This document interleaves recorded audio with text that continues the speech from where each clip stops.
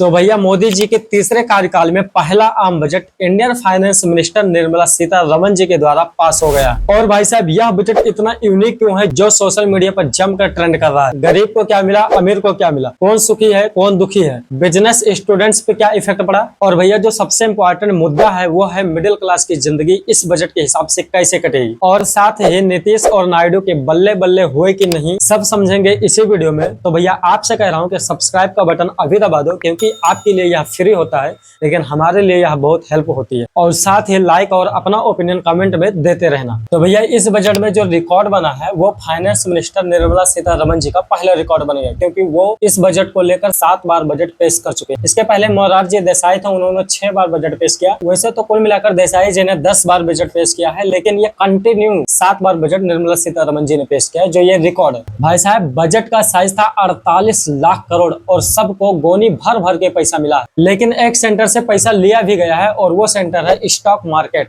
तो भैया इस बजट में सरकार ने कह दिया कि पहले हम 9 बजट पे फोकस करेंगे, एग्रीकल्चर पे फोकस करेंगे, एम्प्लॉयमेंट पे फोकस करेंगे, अर्बन डेवलपमेंट मतलब शहरी विकास पे ध्यान देंगे, इंफ्रास्ट्रक्चर पे ध्यान देंगे, मैन्युफैक्चरिंग और सर्विस पे ध्यान देंगे, इनोवर्सल और एनर्जी पे ध्यान देंगे। आर्यन भाई इस बजट में कुछ सस्ता भी हुआ है। हाँ सर, सोना चांदी, कैंसर की दवाई तो भाई सब एकदम फ्री हो गया, मतलब बहुत कम पैसों में कैंसर का इलाज हो जाएगा। इलेक्ट्रॉनिक सामान, फोन और चार्जर और एक्सरे ट्यूब, ये सब चीजें सस्ती हुई है। अब इसमें महंगा क्या हुआ है, laboratory chemicals, plastic products, telecom equipment, ये सब चीजें महंगा हुई है। और मेरे हिसाब से ये सब चीजें इसलिए महंगा हुई है क्योंकि ये जो चाइना इंपोर्ट करता था अपना माल इंडिया में, उस पर अब रोक लगाई जा सके और अपने ही देश में ये सब चीजें करें। और प्लास्टिक प्रोडक्ट ज्यादा वेस्टेज में जाती है और ये सभी चीजों को बचाने के लिए मेरे हिसाब से इसको महंगा किया गया, जो कि सही लग रहा है। और सबका साथ सबका विकास तो लेकर चलेंगे ही चलेंगे। बजट का वो आइटम जिसकी सबसे ज्यादा मार्केट में चर्चा हो रही है वो है यूथ और बेरोजगार। तो विपक्ष का जो सबसे बड़ा मुद्दा था वो था बेरोजगार, कि भारत में बेरोजगारी बढ़ रही है और युवा बेरोजगार घूम रहा है, युवा में आक्रोश फैल रहा है, जिसकी वजह से इस बार मोदी सरकार की लोकसभा चुनाव में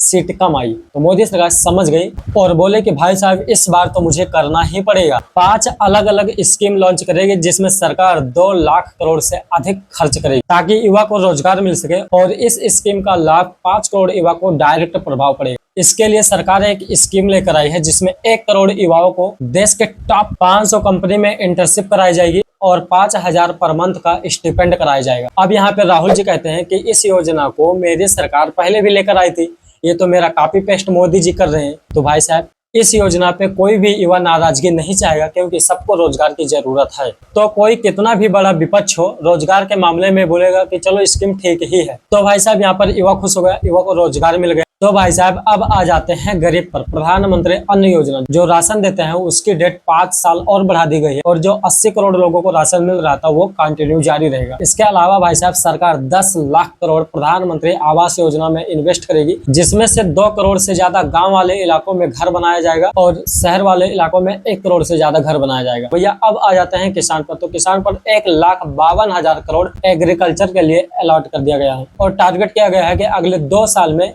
1 करोड़ से ज्यादा किसानों को नेचुरल फार्मेसी सिखाई जाएगी। तो इस मुद्दे पे कहीं कोई विरोध कर रहा है तो कहीं स्वागत हो रहा है। तो मोस्टली जो ज्यादातर खेती होती है वो ग्रामीण एरिया में होती है, तो इसके लिए 2,66,000 करोड़ ग्रामीण एरिया के लिए अलग से अलॉट किए गए हैं। अब इसमें बची थी महिला, तो भाई साहब महिलाओं के लिए भी 3 लाख करोड़ रुपए अलग अलग स्कीम के लिए अलॉट किए गए हैं, जो अलग अलग स्कीमों से उनके पास पहुंचाया जाएगा। तो भैया अब बात करते हैं डिफेंस पे। तो सबसे ज्यादा पैसा डिफेंस पे खर्चा किया गया।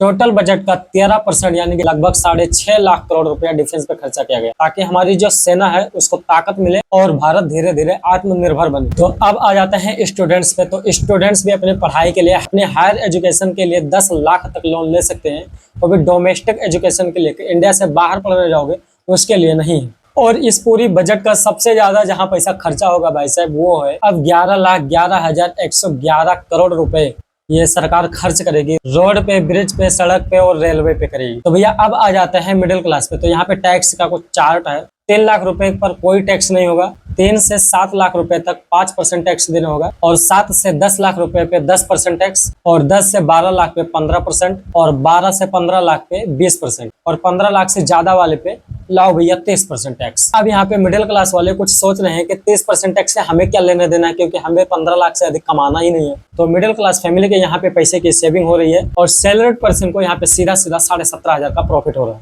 तो भैया अब आ जाते हैं बिहार पे, नीतीश कुमार। तो बिहार को एक एयरपोर्ट मिला है, एक मेडिकल कॉलेज मिला है, बिहार में 3-4 एक्सप्रेसवे बनाए जाएंगे, भागलपुर में मेगा प्लांट लगाए जा रहे हैं, बक्सर में गंगा जी के ऊपर 2 पुल लगाए जा रहे हैं भाई साहब, बोध गया का विकास हो रहा है, गया का विकास हो रहा है। और बिहार में अक्सर बाढ़ आते रहते हैं, तो उसके लिए 11,500 करोड़ अलग से अलॉट किया गया है। और ऐसे में ओवरऑल में देखा जाए तो बिहार में 26,000 करोड़ रुपए से ज्यादा मिले।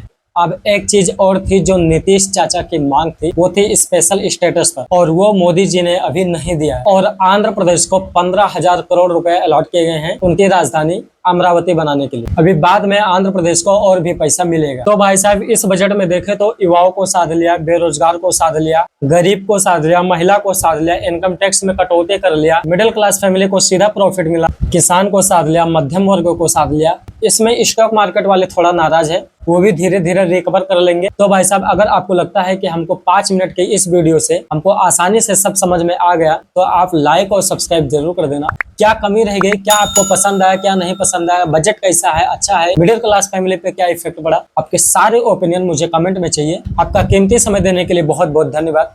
Thanks for watching my videos. Thank you. जय हिंद।